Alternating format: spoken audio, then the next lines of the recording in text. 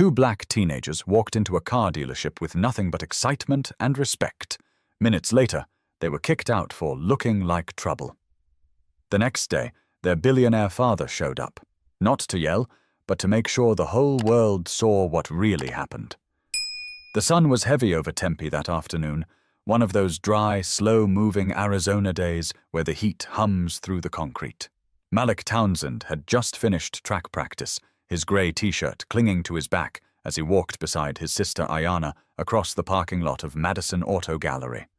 They weren't there to cause trouble. In fact, Malik had been talking about this stop all week. "I'm not saying I'm getting a car today," he said, adjusting the strap of his gym bag. "But I want to see what they've got. Maybe something used, just to get an idea before my birthday." Ayana chuckled, flipping her braids over her shoulder. "You really think Dad's gonna let you drive yourself to school in a two-door coupe? Come on." He smiled, but his steps didn't slow. "Let me dream." The dealership lot was quiet. Sleek silver sedans lined up under sun-faded flags. The glass doors shimmered in the heat, and the two walked in like any pair of kids with a few questions and wide eyes. Inside, the air conditioning was sharp, cutting through the outside warmth. A middle-aged man in a pale blue dress shirt looked up from behind a counter. His eyes landed on Malik first, then slid to Ayana. They were dressed clean, Malik in athletic gear, Ayana in a simple dress and sneakers. Nothing wild, nothing loud. Still, the man stood up fast. "Can I help you?" His voice was clipped. Malik, always polite, stepped forward. "Yeah, just checking out some cars. Maybe looking for something used? My birthday's next month and—" "Do you have an appointment?" The man interrupted. He was already walking toward them. Malik hesitated. "No, we don't allow unsupervised minors in the showroom," he cut in, glancing quickly at a coworker across the room. "Company policy." Ayana's face shifted. "We're not touching anything. Still, this isn't a hangout spot." His tone had turned colder now. "You can look at the website if you're interested." The silence that followed was thick. Malik opened his mouth, then closed it again. Ayana's fingers curled tightly around the strap of her bag. "We'll leave," Malik said quietly, and they did. No yelling, no pushing back, just the slow walk back across the pavement, Ayana holding her breath the whole time. She waited until they were in the back seat of the Uber before she spoke. "That man looked at us like we were nothing." Malik nodded once, barely, his jaw clenched. He tapped his phone screen, checked the ride time, stared out the window. Ayana watched her brother's reflection in the glass. She didn't like how quiet he'd gone. He wasn't a loud person to begin with, but this was different. It wasn't silence. It was restraint. She'd seen that look on their dad's face once before. "You're not going to tell Dad, are you?" He didn't answer right away. "Malik? I don't know," he finally said. "I don't even know what to call it. It's not like the guy said anything crazy. He just didn't want us there." Ayana leaned back. "It felt crazy to me." Neither of them spoke for the rest of the ride. They didn't have to. They both knew what had happened, but the man at the dealership had no idea who he'd just kicked out. And by the next morning, he was going to find out. The Uber curved through the hills of Paradise Valley, where the houses got bigger, quieter, and more spread out the higher up they went. Behind the tinted windows of the black SUV, Ayana sat with her arms crossed, still simmering. Malik stayed silent, phone in hand, screen off. His mind was elsewhere. Their house came into view, a modern white and stone property tucked behind a discreet gate. Not flashy, but expensive in that way only old money or very smart money ever looks. Their father, Charles Townsend, had built his tech empire from nothing, starting out with hardware repairs in Flagstaff before striking gold with a data security startup. These days, people mentioned his name in Forbes articles and Silicon Valley panels. But around here, he just went by Charles. The kids walked in through the side entrance and dropped their things by the bench near the kitchen. The house smelled faintly of cedar and clean linen. Home. Their housekeeper, Mrs. K, looked up from the dining table where she was folding towels. Hey, y'all. Everything good? Yeah, Ayana mumbled. Malik didn't answer. From down the hall, their father's voice traveled. Malik? He appeared in the hallway seconds later, still in his navy polo, barefoot, holding a tablet. You're back early. Malik gave a shrug. Didn't end up staying long. Charles noticed the slump in his son's shoulders right away, the way he avoided eye contact. He glanced at Ayana. Her face said more than she probably meant it to. What happened? Malik stayed quiet. Charles set the tablet down and folded his arms. Malik. Ayana sighed. Some guy at the dealership said we weren't allowed in. Charles frowned. Which dealership? Madison Auto Gallery. Off University Drive. He said what, exactly? Malik rubbed the back of his neck. Didn't want us looking around. Said they don't let minors in without a parent. Accused us of hanging out. Charles didn't move for a long moment. His eyes narrowed slightly. Not with anger, but with focus. That slow, deliberate calculation that meant he was thinking 2 or 3 moves ahead. What did you do? We left, Malik said. Didn't want to cause a scene. That landed hard. Charles took a breath, stepped into the kitchen, and poured a glass of water. He handed it to Malik before speaking again. You did the right thing. You hear me? Malik nodded once. But then his father sat down at the counter stool and looked directly at him. I want you to understand something. You are not less than anybody. I don't care if you walk in wearing track clothes or a tuxedo. You carry yourself right. And if someone chooses to see you as a problem, that's on them. Not you. Ayana leaned against the fridge, watching. Charles continued, voice low and even. But you should also know this. Silence isn't always strength. Sometimes you let people get away with small things, and they keep doing them to the next person, then the next. Malik swallowed hard. So what are you going to do? Charles didn't answer right away. He looked at both of them, then stood up and pulled his phone from his pocket. I'm going to have a conversation. Ayana blinked. With who? With whoever's running that place, he said, walking out of the room. Tomorrow morning. The next few hours passed with an odd kind of stillness.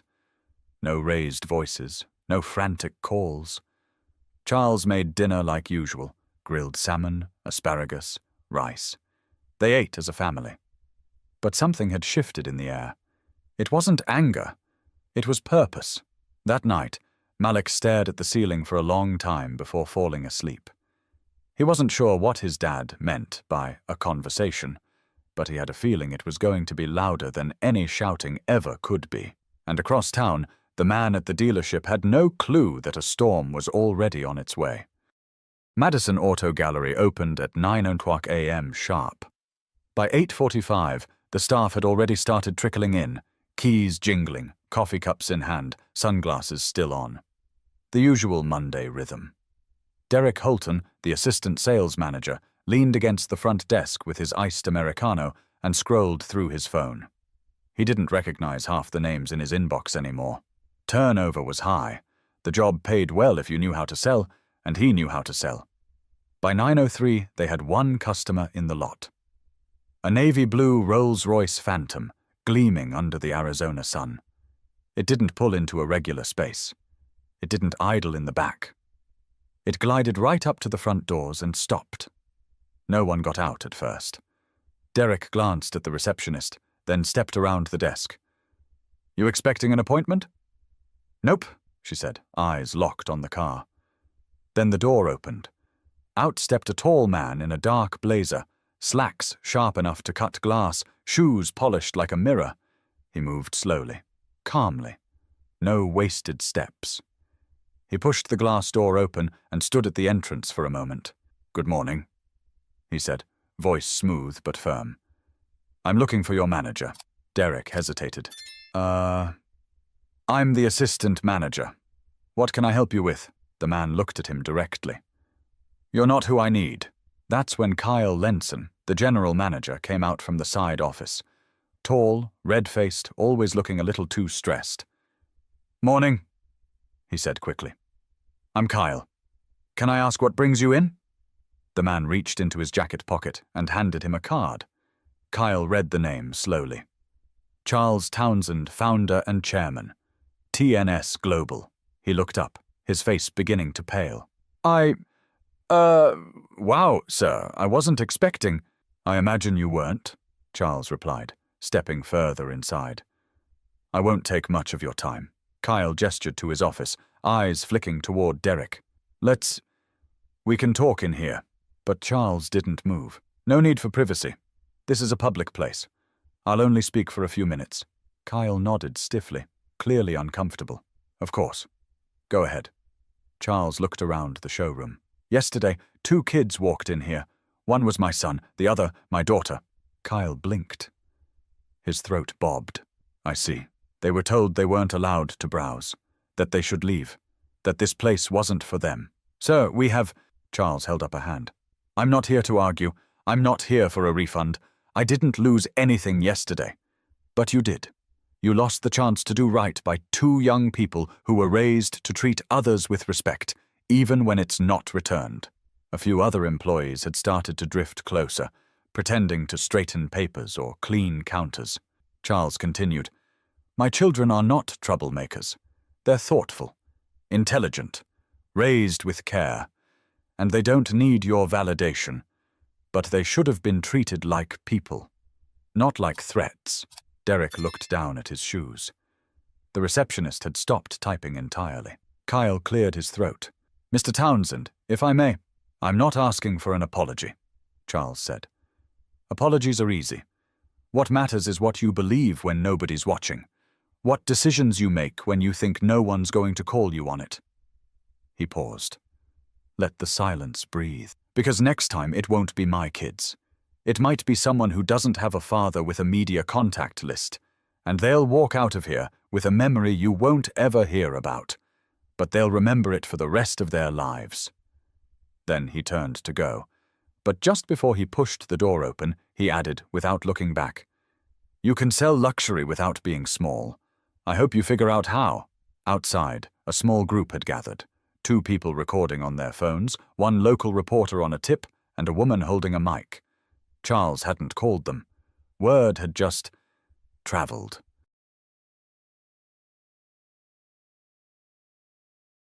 The air outside had shifted, not in temperature, but in weight.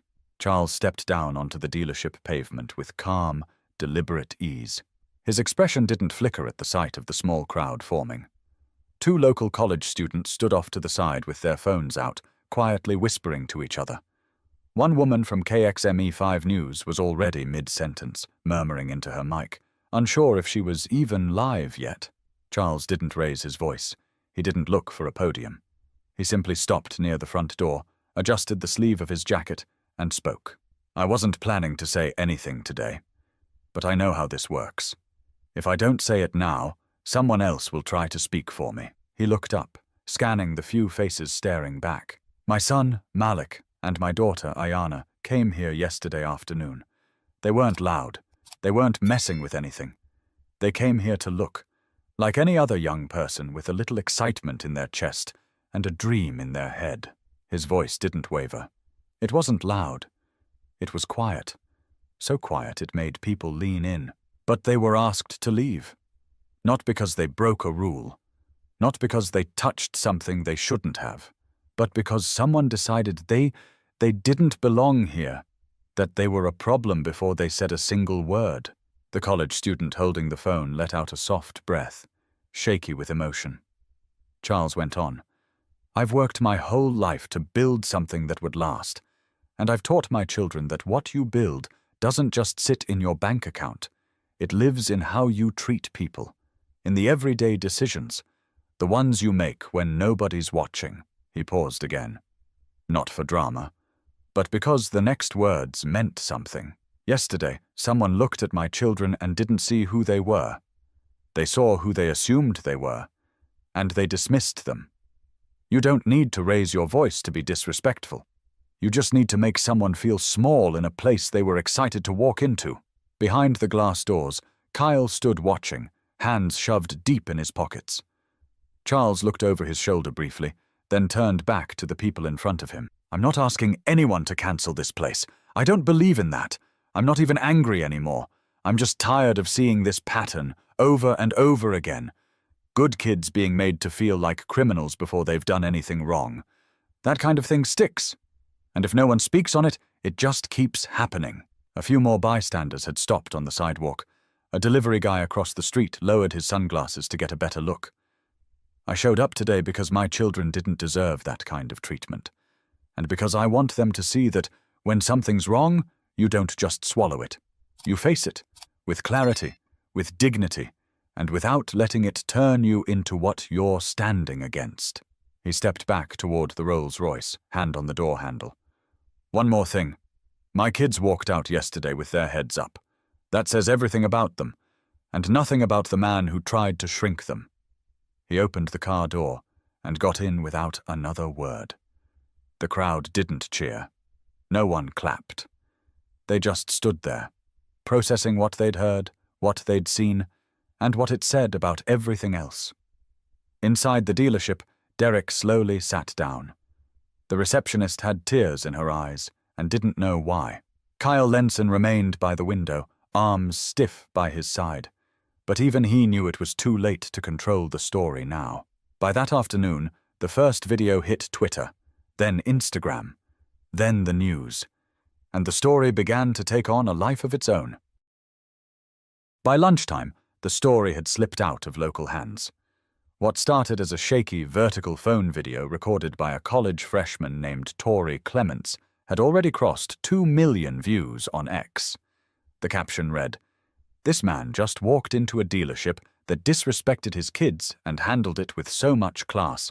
I'm actually speechless." People weren't just sharing the video. They were dissecting it, freezing frames, zooming in, debating tone, arguing in threads. Under one post, a woman from Flagstaff commented, "Charles Townsend fixed my dad's laptop in 2001 and wouldn't take a dime. That man's been built different from the start." Others weren't so kind. One account, anonymous, profile picture of an eagle, commented, "Why didn't the kids just say who their father was? Sounds like they wanted to play victim." And just like that, it snowballed. Morning talk shows picked it up. Good Morning Phoenix aired a segment titled, "Billionaire Father Calls Out Discrimination at Tempe Car Dealership." Within hours, the dealership's Yelp rating dropped from 4.2 to 2.1. Dozens of one-star reviews popped up like weeds. "Rude and dismissive staff. Treated my teenage son like a criminal. Never going back. If you're not wearing a suit and tie, don't bother walking in. They'll ask you to leave before you even say a word."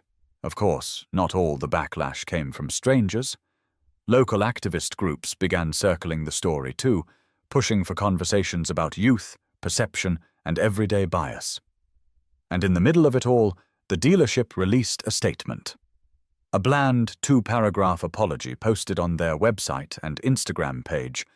"We regret the recent experience that took place at our showroom and are actively reviewing our policies. We strive to provide a welcoming environment to all guests and take these matters seriously." The comments beneath it said everything. "You're only sorry because you got caught. Reviewing policies? How about reviewing your employees?" This apology has the warmth of a parking ticket. Behind the scenes, Kyle Lenson was scrambling. He'd already called 2 PR consultants, both of whom told him the same thing. Say less, lay low, and do not try to spin it. But the internet didn't care about PR cycles. People wanted transparency. They wanted names. They wanted action. Meanwhile, Malik and Ayana sat at home, both phones blowing up with messages. Some from friends, others from numbers they didn't even recognize. Ayana showed her brother one that made them both laugh, despite everything. "Girl, is that your dad on the news? Tell him to run for office or something. I'm dead." But then came the harder ones. "Why didn't y'all just walk away? Ain't nobody owe you a car. Not everything is about race. He probably thought you were skipping school. So what? Rich people want sympathy now?" Malik stared at his screen, jaw tight. Ayana nudged his shoulder.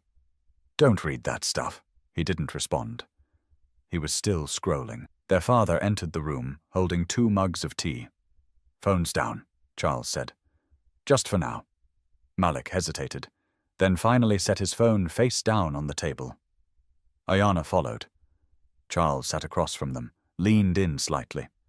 You two didn't ask for this, but sometimes life decides your story's bigger than just you. Ayana frowned. But we didn't even do anything. We just walked in. I know, he said. That's what makes this so real. You did everything right, and still, someone saw you wrong. Malik stared at the tabletop. Is it always going to be like that? Charles let the question sit in the room for a while. No, he said. But you'll face it again. And when you do, you decide who you want to be in that moment. Outside the house, reporters were still circling. Inside, something stronger than anger was taking root. Awareness. And awareness doesn't go away. The sun dipped lower behind Camelback Mountain, casting long shadows across the Townsend backyard. It had been 2 days since Charles spoke at the dealership. 2 long, quiet days of headlines, messages, and public noise. But here, behind the hedges, it was still. Charles stood at the grill, flipping salmon fillets with a slow rhythm. Malik sat at the patio table, elbows resting on his knees, looking out over the lawn. Ayana leaned against the railing, her face buried in her hoodie. No cameras, no questions. Just family. You know, Charles said, not looking up. When I was 16, I saved up for 2 years to buy my first car. 94 Corolla. Faded red. Had to roll the windows down by hand. Ayana glanced at him. You said it had no AC, right? None, Charles chuckled. Phoenix summer nearly cooked me alive. But I loved that car. Not because it was nice, because I earned it. Malik finally turned his head. You ever get treated like that? Like we did?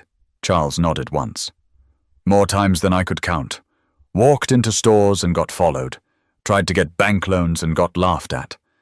One time I got denied service at a diner in Tucson.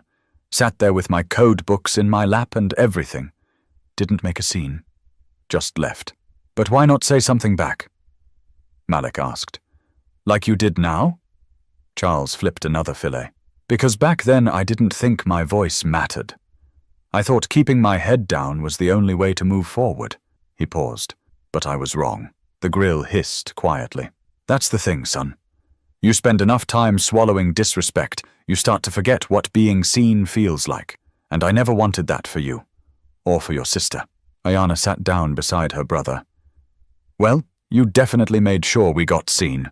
Charles looked at both of them now. Being seen isn't enough. You got to be ready for what comes with it. The praise, the criticism, the people who will love you for standing up, and the ones who'll hate you for it. Malik looked down at his hands. I didn't even want it to be a thing.